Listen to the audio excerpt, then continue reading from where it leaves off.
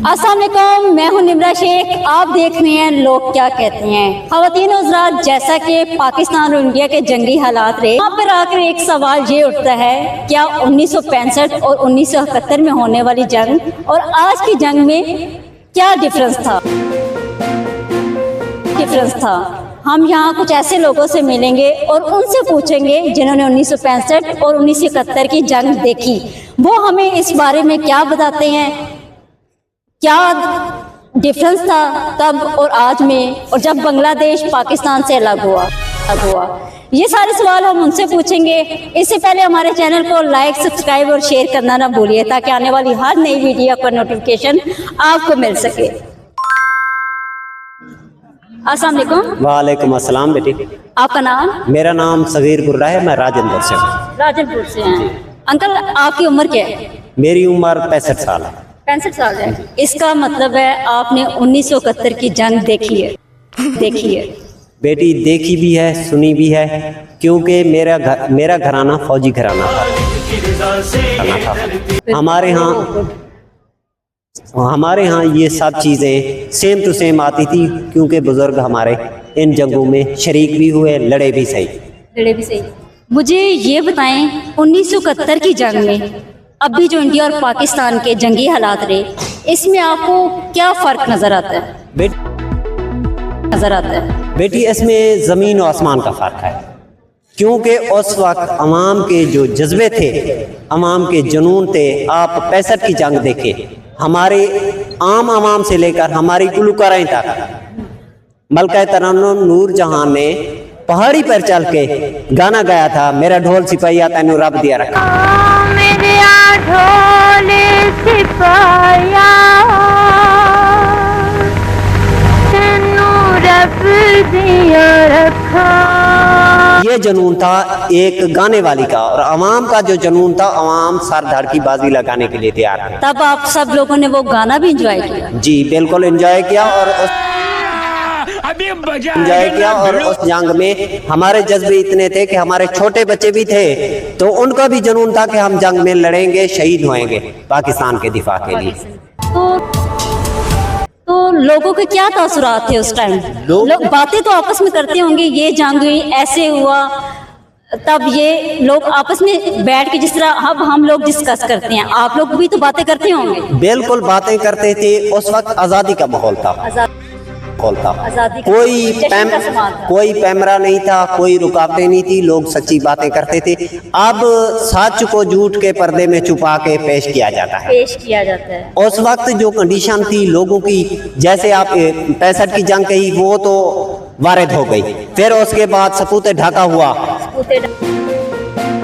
जब बांग्लादेश आज़ाद हुआ पाकिस्तान से, जी बांग्लादेश आज़ाद हुआ, उस वक्त भी यही कंडीशन थी। लेकिन उस वक्त कंडीशन क्या आती? शेख मुजीबुर रहमान ने 2/3 अक्सरियत से जीता। फिर क्या हुआ? उनको बाहर फेंक के जुल्फ़िकार अली भुट्टो ने इक़्तिदार पर कब्जा कर लिया। भुट्टो साहब ने बेशक अच्छे काम किया, ये उसने सकूत ढाका का मेन मरकज जुल्फ़िकार अली भुट्टो और जनरल याह्या खान थे, जिन्होंने सकूत ढाका का ज़ख्म हम कर दिया। तो आपको आज की सारी मौजूदा हालात आपके सामने हैं, आपको क्या लगता है कि क्या फ़र्क देखा गया आपने आज की सूरत हाल की जंग जो पाकिस्तान में बनी और उस टाइम होने वाली, क्या फ़र्क नज़र आता है? बेटी मुझे तो ये दुख, अब इन लोगों में वैसा जोश नहीं रहा? बेटी इनमें जोश नहीं रहा, क्योंकि उस वक्त पाकिस्तान की मोहब्बत थी। अब अगर सच्चे मानों में मैं कहूँ तो पाकिस्तान की 99.99% अवाम जो है वो पाकिस्तान से निकलना चाहती है। किसी नौजवान से पूछें आप पाकिस्तान छोड़ना चाहते हैं, क्यों छोड़ना चाहते हैं? ये वजह हमारी 71 के बाद हमारी क़ियादत का फुक़दान है। हमारे मुल्क में कोई क़ियादत नहीं आई, ये रेडीमेड और मुसल्लत क़ियादतें हैं, इनको मैं क़ियादत नहीं मानता। मुझे तो एक बदकिस्मती से मैं एक बात कहना चाहता हूँ, 71 वाला जख्म जो है ये 2 साल में और लगने वाला है, उससे भी बड़ा भयानक। वो क्या? वो अब पाकिस्तान टूटने के 150% से भी ज्यादा 200% चांसेस हैं कि पाकिस्तान अब फिर टूटने जा रहा है। 2 सूबे हमारे जा रहे हैं, क्योंकि हमारी कौमें हैं, बलोच भी हमारे बच्चे हैं, बलोचों के जख्मों पर मरहम रखने की बजाय उनके जख्मों पर नमक पाशी कर रहे हैं, उनको गद्दार बना रहे हैं। ये अपनी पेट में छुरा घोंप रहे हैं। पठान भी हमारे बच्चे हैं, बलोच भी हमारे बच्चे हैं। ये कौम के लिए लड़ते हैं, हमारे फौजियों से ज्यादा हमारे अवाम लड़ते हैं। ये मैं अपनी आर्मी से अर्ज करना चाहता हूँ हाथ जोड़ के, क्योंकि या तो ये बलोच गद्दार है तो बलोच रेजिमेंट भी खत्म कर दो। आर्मी का सबसे बड़ा शोबा लड़ने वाला बलोच रेजिमेंट है। बलोच रेजिमेंट के जवानों ने कुर्बानियां दी। आज हमारी बलोच बची है, महरंग बलोच है, उसे गद्दार करार दिया जा रहा है। क्यों? ये जुल्म है कि हम बोल नहीं सकते, हम बोलते हैं तो ताले लग जाते हैं। बहुत शुक्रिया। आइए नाजरीन, आगे चलते हैं, किसी और से बात करते हैं कि हो सकता है उन्होंने भी 1971 या 1965 की जंग देखी हो। रहिए हमारे साथ, हमारे चैनल को लाइक कीजिए, सब्सक्राइब कीजिए और शेयर कीजिए। अस्सलाम वालेकुम। वालेकुम। आपका नाम? खुशी मोहम्मद। अंकल, आपकी उम्र क्या है? मेरी उम्र 70 साल। कौन है ये लोग? 70 साल, माशाल्लाह। जिंदगी के 70 साल गुजार रहे हैं, अल्लाह आपको जिंदगी दे। 1971 की जंग तो देखी है? हाँ बिल्कुल देखिए, उस टाइम छोटा सा था मैं, कम 14-15 साल का था मैं। 14-15 साल का, तो तब ये तो पता होगा, देखी भी है, घर में रहे, बातें सुनी। जहाज आते थे बमबारी, इंडिया के जहाज आते थे, बमबारी करके चले जाते थे। चले जाते थे। हाँ। डर लगता होगा? हाँ बच्चे थे, डर लगता था बिल्कुल। उस वक्त कैद भी पड़ने का खतरा था, कि वो अनाज भी खत्म हो गया था। बल्कि हम शहर में रहते थे, गाँव में चले गए थे। गाँव में मतलब कि वो गांव दूर था उससे? दूर से 30 किलोमीटर दूर था बेटा वो गाँव। मतलब कि उस टाइम लोग इतने सादे होते थे, वो समझते थे कि शायद इधर जंग नहीं हो रही। तो हालांकि जब जंग होती है तो जाहिर है आपका पूरा वो एरिया, हर चीज तबाह हो जाती है। हाँ बिल्कुल तबाह हो जाती। उस वक्त बेटा असल में पाकिस्तान जीत हो सकती थी। बांग्लादेश में 90,000 की फौज इंडिया ने कब्जे में ले ली थी बेटा उस वक्त, सन 71 के बीच में। फिर जुल्फ़िकार भुट्टो ने जिस तरह इंदिरा गांधी से डील की और डील की और छुड़वा के मतलब कि लेके आया ये जुल्फ़िकार भुट्टो। इंदिरा गांधी से इसकी हुई थी बात इसके साथ बेटा।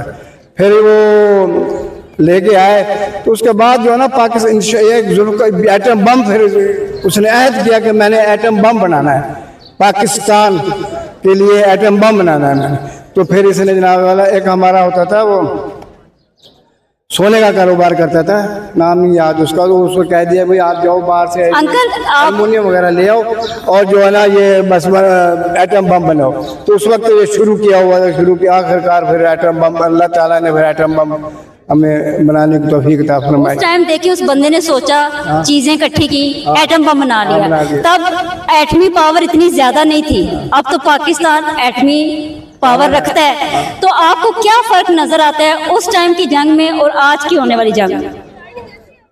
आज की जंग होने में वो पहले भी हमारे जरी और बहादुर फौजी थे, अब भी हैं हमारे। हमें जो है ना मुसलमान जज्बे से लड़ते हैं बेटा, लोगों का इसमें जज्बा है, हम जज्बे से लड़ते हैं, इंशाल्लाह लड़ेंगे। हम तो शहीद होना चाहते हैं, आए बम यहाँ फेंको और हमें लगे मर जाए और अल्लाह के जन्नत में जाए। अल्लाह कुरान में है बेटा, कुरान, ये बात ढकी चुपी तो नहीं है, ये हम मुसलमान हैं, कुरान में है ये बात कि हम जन्नत में जाएंगे इंशाल्लाह। बम गिरे और बोलते हम बेटा हम शहीद समझते हैं अपने आप को। हम जब इंडिया में जहाज बैठ के हमारे पायलट जाते हैं तो वो कहते हैं कि शहीद हो जाए, कोई बात नहीं, लेकिन उनको तबाह बर्बाद करें। हमारे दिलों में, हम मुसलमान हैं, हमारे दिलों के जब जज्बा है बेटा। अंकल, उस टाइम की अवाम में जोशो खरोश ज्यादा था कि आज के लोगों में ज्यादा? बेटा सन 71 की जंग में पाकिस्तान में जोशो खरोश था। सन 65 की जंग तो इतना इंतहा के तो लोग बम बांध के टैंकों के नीचे लेट गए थे बेटा। हाँ जी, उस वक्त भी जज्बा था, लेकिन अब ज्यादा है। अब वो इस सन 50 साल हो गए हैं बेटा इस बात को। देखो अब नई नस्ल बहुत पैदा हुई है, जज्बे के साथ पैदा हुई है इंशाअल्लाह। अल्लाह की वजह से हर बंदे में जज्बा है बेटा, हर बंदे में। अंकल आपको क्या लगता है, आपने बोला कि उस टाइम लोग ब्लास्ट जो बम थे वो अपने सीनों में लगा के टैंकों के नीचे लेट गए थे। आपको क्या लगता है, अल्लाह न करे पाकिस्तान को कुछ हो, अगर ऐसी सूरत हाल हो जाए तो आपको क्या लगता है हम लोग या हमारी ये यूथ है, यंग जनरेशन है, क्या ये ऐसा मुकाबला कर लेगी? ये पाकिस्तान बेटा मुसलमान है, हम जज्बे से लड़ते हैं और ऐसी कौम है पाकिस्तान कि कम से कम 2 3 4 दिन तो और जंग होती तो देखो चने चबवा देते बेटा इंडिया के। पाकिस्तान हमेशा जिंदा। अगर 4-5 दिन और होती जंग, ये तो राम राम करते हुए बुत परस्त है, हम तो उनको मार के खुश होते हैं बेटा। वो बुत परस्त है हमारे, माशाल्लाह आर्मी चीफ है, बड़ा अच्छा है। हमारे जो पायलट है माशाल्लाह बड़े अच्छे हैं। और असल चीज़ तरबियत है बेटा, तरबियत है। जो हमारे फौजी तरबियत करते हैं, रात दिन तरबियत करते हैं बेटा, मेहनत करते हैं। अगर जंग तो बेटा अभी होएगी जंग, पानी पे जरूर जंग होएगी इंशाल्लाह। वक्त आएगा कोई ऐसा, पानी पे जंग होगी। जब ये पानी बंद करेगा ये मोदी, तो फिर इंशाल्लाह जंग जरूर होगी बेटा। आपका बहुत शुक्रिया। हाँ रहिए हमारे साथ और देखते रहिए लोग क्या कहते हैं। आइए आगे चलते हैं और सुनते हैं कि लोग 1971 की जंग और 1965 के बारे में क्या बात करते हैं। अस्सलाम वालेकुम जी वालेकुम सलाम। आपका नाम? सलामत मसीह। अंकल कितनी उम्र है आपकी?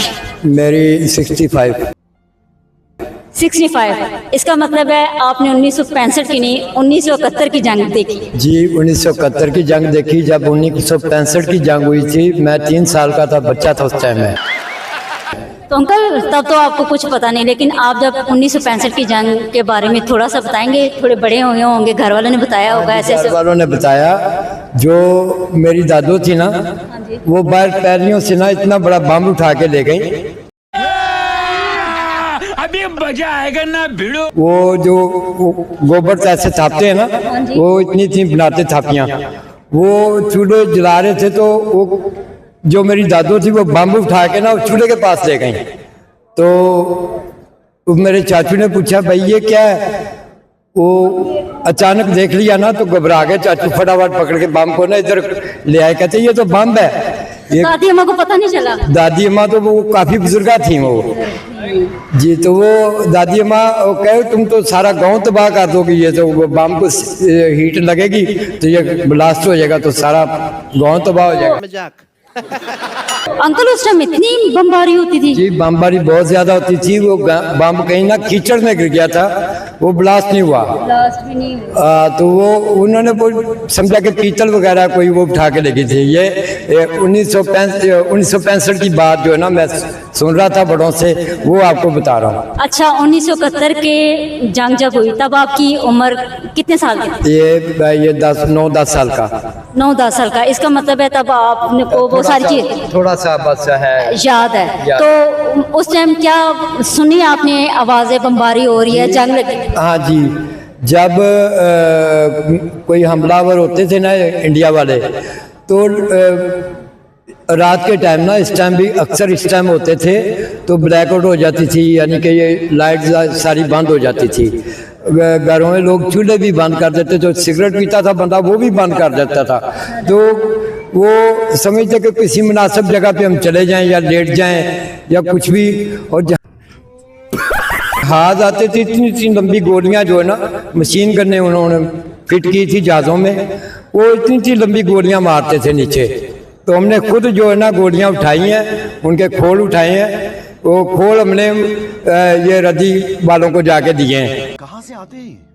तो हाँ जी, तो पैसे मिलते थे उनके। वो तो पीतल अंकल आप कहाँ छुपते थे? मतलब डर लगता है, खौफ और रास फैल जाता? जी मेरे जो मैं ना जब वो ऐसे होता था ना सारन बजता था तो मैं भाग के जाके ना आटे वाली मट्टी के पीछे छुप जाता था, ऐसे करके ना बैठ जाता था उधर। तो 1-2 बार तो ऐसा भी हुआ, मेरे अब्बू परेशान हुए कि भाई सलामत किधर है। तो मैं पीछे से निकल, अब्बा जी मैं आएगा, अब्बा जी मैं। तो मट्टी के पीछे छुप जाता था मैं। तो आपको सबको प्यारी है जान सबको। अंकल आपको क्या लगता है उस टाइम की जंग में और आज की जंग में क्या डिफरेंस आपको नजर आता है?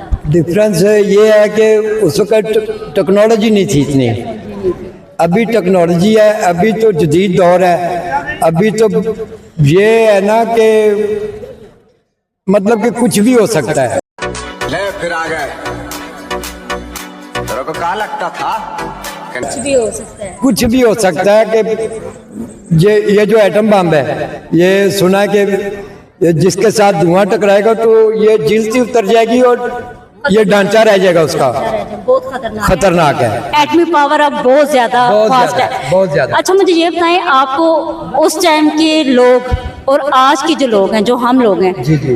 तब जोशो खरोश कैसा था? आज की आवाम में ज्यादा लग रहा है कि तब की आवाम में ज्यादा? तब की आवाम में ज्यादा था, आज की आवाम में नहीं ज्यादा है। तब इतने उनमें जज्बा था ना लोगों में। ये नायत हुसैन भट्टी साहब हैं, शौकत अली साहब, इनके तराने बजते थे, मैडम नूर जहान के तराने बजते थे। तो मैडम नूर जहान का कौन सा गाना मशहूर हुआ था? तराना हाँ जी। ये पुत्र हटाते नहीं विकते। अच्छा, ये उन्होंने उस टाइम गाया? नहीं, ये 65 में गाया था, जब भी उन्होंने ये गाया था। तब भी गाया था। मेरे ढोल सिपाहिया तेनू रब दियां रखा, ये वाला, और ये अपना ये पुत्र हटाते नहीं विकते। आपको कौन सा पसंद आया? ये पुत्र हटाते नहीं ए पुत्र हटाते नहीं विकते। पुत्र हटाते नहीं बिकते। हाँ जी। अच्छा मुझे ये बताएं, बांग्लादेश जब आज़ाद हुआ, कुछ उसके बारे में पता है? जी, बांग्लादेश तो तकरीबन ये 71 में आज़ाद हुआ है ये। हाँ जी, पाकिस्तान से बांग्लादेश आज़ाद हो गया था, तो कुछ उस बारे में थोड़ा बहुत हमें बताएं। नहीं, उसके बारे में इतना नहीं पता। उसके बारे में उसके बारे में इतना नहीं पता।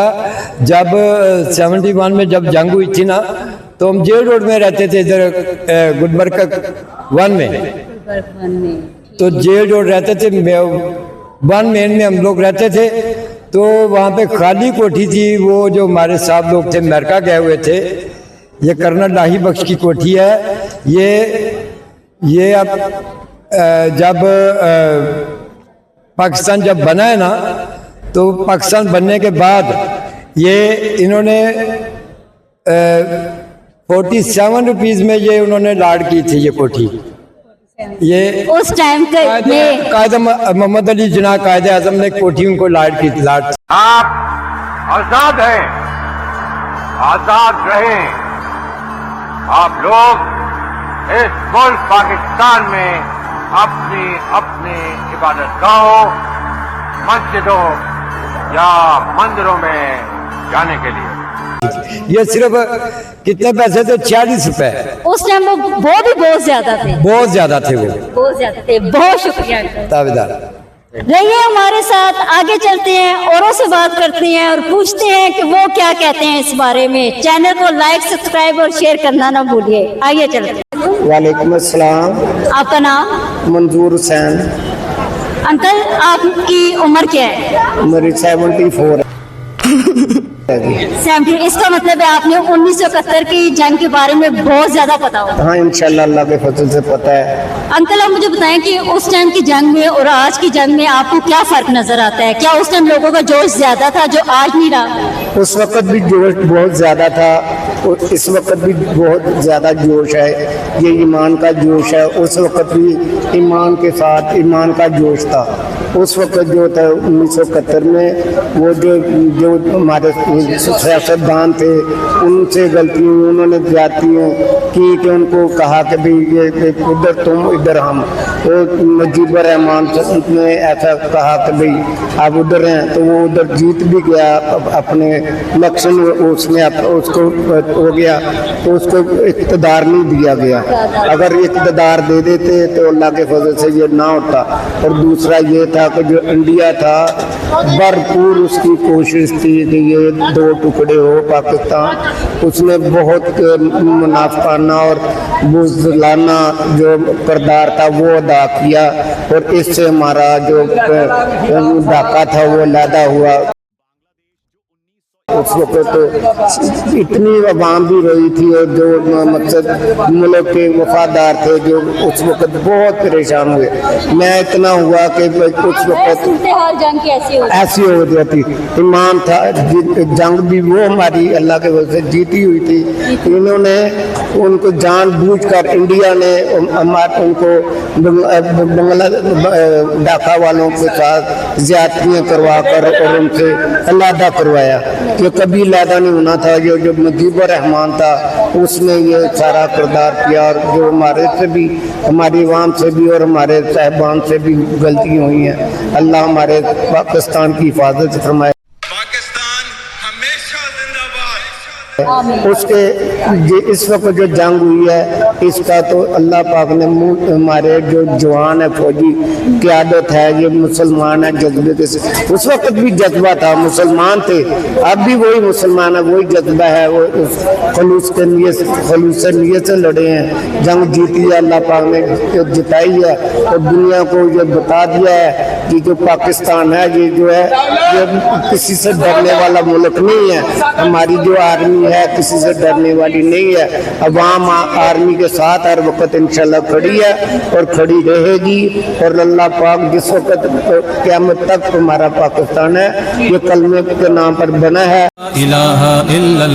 इंशाल्लाह रहेगा क़यामत तक रहेगा और अल्लाह पाक हमारे सब पाकिस्तान की हमारी आर्मी की हमारे बड़े सियासतदानों की सारे हमारे सारे पाकिस्तान की अल्लाह हिफाजत फरमाए और अल्लाह सबको जो दुश्मन है पाकिस्तान के उनके दांत खट्टे कर दिए अल्लाह पाक ने और ये जो है इसराइल है ये इसके साथ भी जंग की है इंडिया और इसराइल ये एक है इन्होंने ये सोचा कि हम असले के जोर से और ताकत के जोर से और जो गिनती के लिहाज से हम जीतेंगे जंग अल्लाह पाक के फजल से हमारी पाकिस्तान फौज जो है जज्बे से जीती है और ईमान से जीती है और इंशाल्लाह ऐसी रहेगी इंशाल्लाह इससे बढ़ तोड़ करेगी पाकिस्तान जिंदाबाद पाकिस्तान हमेशा जिंदा। अस्सलाम वालेकुम। वालेकुम सलाम। आपका नाम? My name is Mohammad Alam. Mohammad Alam. Uncle आपकी उस टाइम कितनी उम्र थी जब 1971 की जंग हुई? कहाँ से आते हैं? 25 साल का 25 साल के। 1965 की जंग के बारे में कुछ पता है? हाँ वो भी पता है। 1965 की जंग के बारे में भी मुझे बताएं। उस टाइम आपके क्या हालात थे, जंग में लोगों का जोशो खरोश कैसा था और कुछ वाकया मुझे 1971 की जंग के बारे में बताएं। उस वक्त अचानक जेड़ा ना फजाई भी थे जमीनी हमला जेड़ा ना ये इंडिया ने किया।